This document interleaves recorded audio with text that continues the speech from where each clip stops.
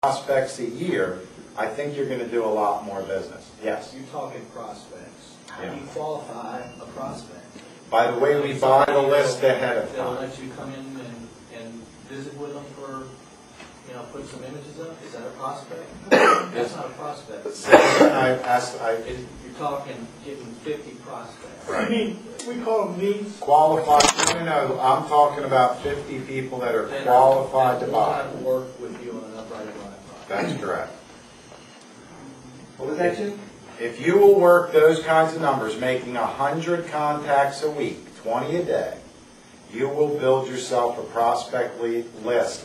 I have an 80-hour. You're doing something wrong. Well, I want to work with you. Okay, I have an 80-hour rule when somebody starts really doing a campaign and it could be over whatever period of time.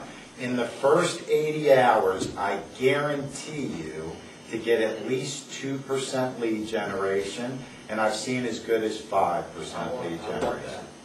That's where you need to be. But it takes a very, very specific campaign, which is exactly what I'm going to give you. How do you qualify your prospects? Number one, I qualify them by the list I buy before I even start.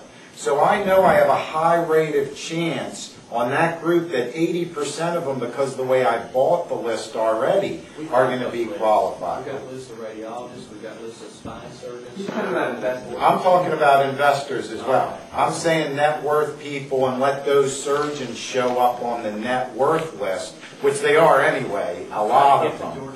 Right. I can't get to that guy. Well, The Yankees complex is right there in my backyard. I have to tell you, I've yet to run into somebody that over at George Costanza. Yeah, right.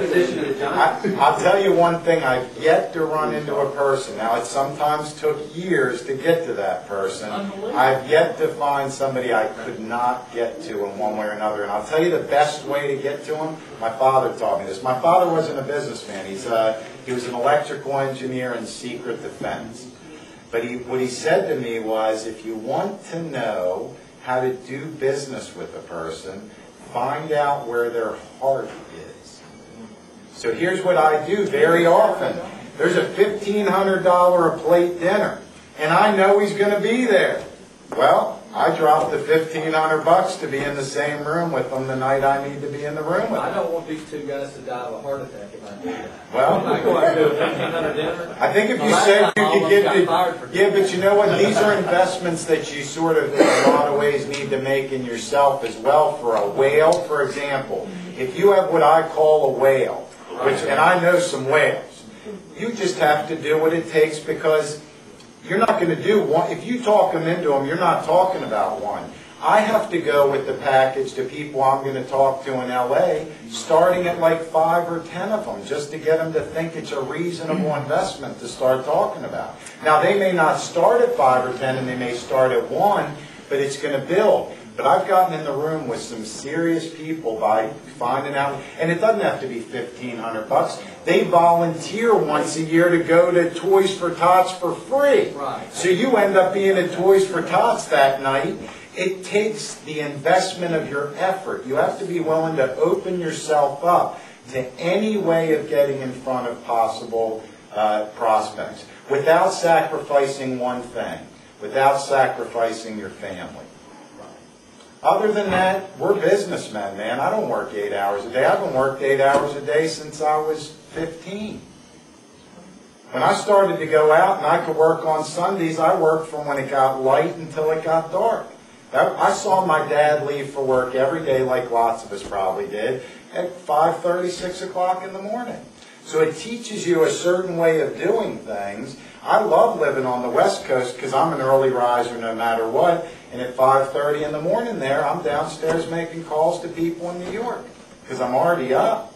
So I think you have to take, it's an attitude. It's a readjusting of your own attitude to say, if I really believe I'm carrying around a brick of gold, I have to let everybody know I've got this brick of gold. I do feel that way. That's right, and I do too. I'm sure it comes across. Prospecting is really from guys especially that have been in business for a long time, and we're all seasoned here, obviously, and that's a good thing. We don't like to do things that maybe sometimes we consider to be a starting position. Throw that mentality away. Because anybody, when the doctor first figured out the technology, everything was starting from the beginning. It's a anytime you're going to develop anything better, it's going to be a starting from a beginning, and that's what today should be. Today should be the mentality change of, we're really going to figure everything out from the investment side so we can show this investment as attractive as possible, and then we're going to go out and we're going to hold it up and we're going to scream from the roofs. You can't send people to the old technology anymore, doctor. If you believe that you got into this business, now some of them got in the business to make money. I hate to say it, in my area, you could drive down Wilshire and there's high rises full of nothing but plastic surgeons. So whoever brought up that idea of going after, I did it with diamonds. I'm involved with a big diamond company out in LA, and we went and cold called the offices of the surgery buildings in Wilshire. These guys buy big things because they have cash coming out of their ears. They have to figure out what to buy and what to invest in. They have to do it. People who are rich, it doesn't sit still. That just doesn't happen. You can't imagine that because somebody is wealthy, that they all of a sudden can go and just pull out their $10 million. It doesn't happen that way. So we as representatives and salesmen have to give them every possible way to make that as easy as possible a transition. Yes, Sal. In this room, you have two salesmen that made an investment in the MRI technology. Yeah. And the way they did it is they solicited investors to put together $2.5 million. Right. Okay. Yeah. They had to make calls. They had to show that 20 to 30% return on their investment in 5 years. Yeah. Okay. Very conservative. And they did it. Yeah. Okay. Well, I got to tell you, that's my associate Doug's idea. That's why he wants centers. He thinks centers would be a great business to be in. Go raise it and get into the business. As long as it's a legal deal and you're bringing the money to the table and everything is clean, the company wants to get. The company doesn't even want to sell machines. That's not what we really want. We want to place machines. Obviously, there has to be a financial transaction to make that happen, but we need to get them everywhere, up and down the country, back and forth, so that we are the standard.